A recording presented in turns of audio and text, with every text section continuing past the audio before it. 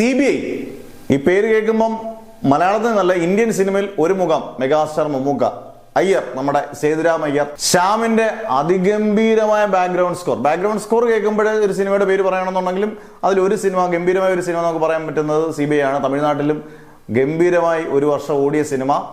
അതുപോലെ തന്നെ കെ മധു, SN സ്വാമിയുടെ 5 പാർട്ട് ഇറങ്ങിയിട്ടുണ്ട്. 5ാം പാർട്ട് തീരെ എനിക്ക് വർക്കൗട്ടായില്ല. പക്ഷേ ഇപ്പോഴത്തെ ഏറ്റവും ലേറ്റസ്റ്റ് എക്സ്ക്ലൂസീവ് ന്യൂസ് ആയിരിക്കാം 6ാം ഭാഗം CBIയുടെ വരുന്നു. ഒരു പക്ഷേ ഈ വർഷവും അടുത്ത വർഷവും അത് ഷൂട്ടിംഗ് തുടങ്ങാൻ സാധ്യതയേറെയാണ്.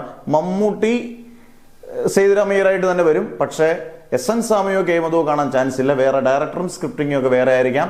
ഒരു പക്ഷേ സ്വർഗീത്ര അപ്പച്ചനാണോ പ്രൊഡക്ഷൻ, മമ്മൂട്ടി അത് റൈറ്റ്സ് എല്ലാം മേടിച്ചെന്നും പറയുന്നുണ്ട്. എന്തായാലും അങ്ങനെയൊക്കെ ആണെങ്കിൽ ഇതൊരു വേറൊരു പുത്തൻ രീതിയിലുള്ളൊരു നല്ല ഇപ്പോഴത്തെ യുവത്വത്തിൻ്റെയൊക്കെ രീതിയിൽ എടുക്കുവാണെങ്കിൽ ഈ ത്രില്ലിംഗ് നല്ല ഗംഭീരമായിട്ട് വരും. CBI 5ന്റെ ഏറ്റവും വലിയ മോശം എന്ന് പറയുന്നത് SN സ്വാമി ഒരു കാലത്ത് പുലി തന്നെയാണ്, അതിനകത്ത് സംശയം വേണ്ട. CBI ഡയറി കുറിപ്പ് മുതൽ അങ്ങോട്ട് എടുക്കുവാണെങ്കിൽ എല്ലാം അടിപൊളിയായിരുന്നു.